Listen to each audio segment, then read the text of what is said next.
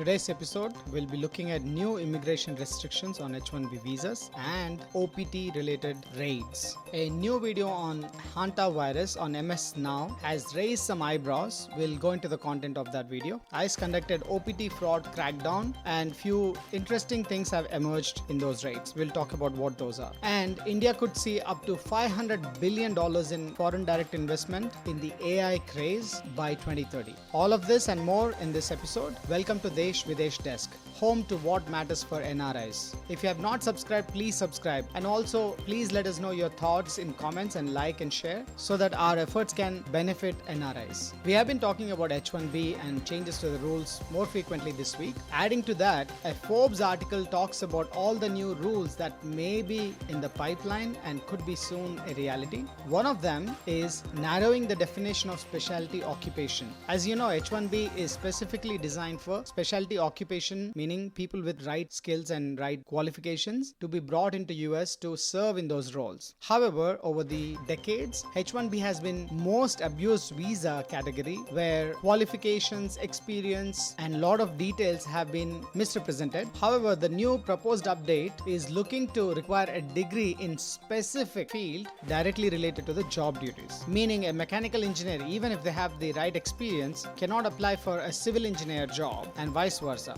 It also further restricts H-1B visa holders to be working on job sites. Meaning the new proposal, if it goes into law, will require H-1B petitioners to have a direct control on the employee sponsored under the H-1B. You can no longer delegate the management of employee on H-1B to the consultancy or the staffing company. The employer and employee need to have a direct control relationship. The other changes that are proposed include reducing the OPT, optional practical training, grace period. As you may know, OPT has almost 3 years of time frame after they graduate in their chosen field. However, the new rules are proposing to reduce this so that the domestic labor can get a chance to get into the labor market. As you may know, most F1 visas are issued for 5 years, and as long as you are in school, there is really no danger to your status in the US. The new rules are proposing to have a fixed date of expiration, meaning if your graduation is supposed to take 2 years, your visa may be only granted for 2.5 years, within which time you will have to finish your education. In the Forbes article, you will see the comments from a lot of immigration firms who are saying that a lot of employers have stopped applying for H-1Bs. Even where a specialty skill set is required, employers are discouraged by the $100,000 fees as well as long wait times and a big chance of getting an RFE. Some could argue that that was the exact outcome that was intended by proposing these changes to the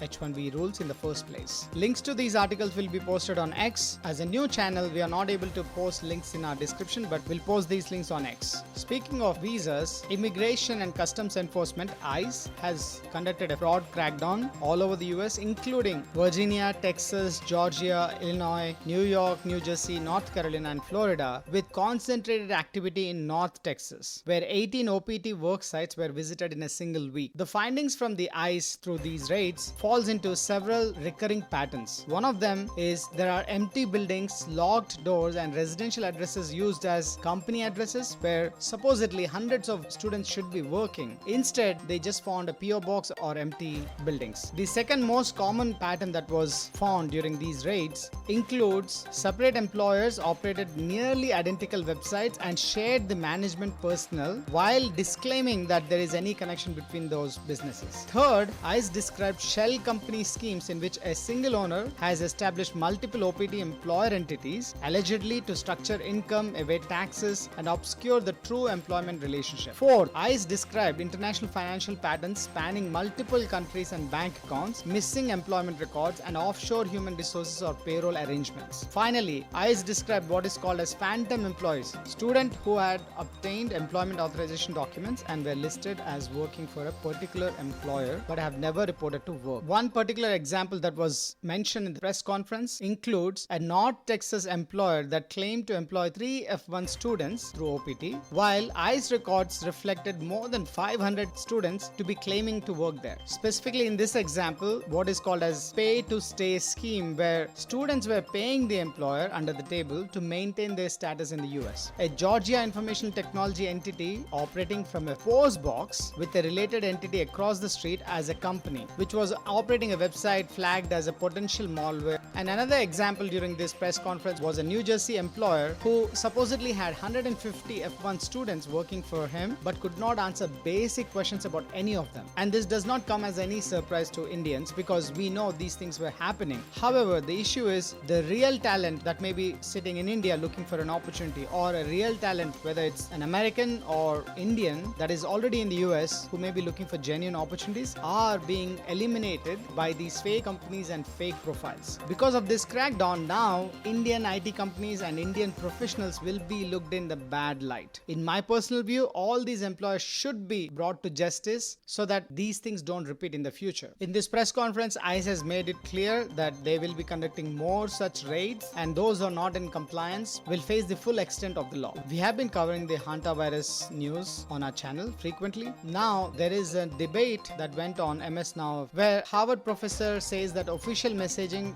should be honest and let people know what they are facing. Because if you draw a table, the official government messaging is this is not a respiratory disease and is impossible or very difficult to pass. However, Professor Joseph Allen's analysis shows prior literature and reports from current ship and the testimony of the doctors show transmission can happen rapidly without physical contact. Outbreaks of this virus, not on a ship, it is very clear we've had transmission that happened very rapidly and did not require close contact. The government official messaging is transmission requires prolonged close contact. Joseph Allen's analysis shows a brief contact, meaning even like spending 30-40 minutes with someone who has contracted the virus could infect you. Government says human-to-human transmission is very rare, but there have been instances where one man infected his wife who then infected 10 others at a funeral. Because the virus was detected early and the whole cruise ship was quarantined for a long time, Joseph Allen and others think that risk of widespread is very low. However, it should not be underplayed that people don't take it seriously, because this hantavirus has 30 to 40% mortality rate. Compare this to COVID during its peak had 1 to 3% mortality rate. So definitely we need to have vigilance, but we don't have to panic at this point. Artificial intelligence could transform India in the coming 5 to 10 years, adding an estimated $500 billion by 2030. We covered in an earlier news that Google is looking at India as their biggest AI bet. They're opening lot of studio-style offices and targeting the Indian youth for the AI frontier. While this is certainly great news for India and Indian youth, there is always a gap between aspiration and execution. So we have to wait and watch how much of this 500 billion AI transformation investments actually come to fruition. If you like our efforts to bring you the most up-to-date news that matters for NRIs, please subscribe, share, and like, and also follow us on X for links to these news articles. We'll see you on the next video. Thank you.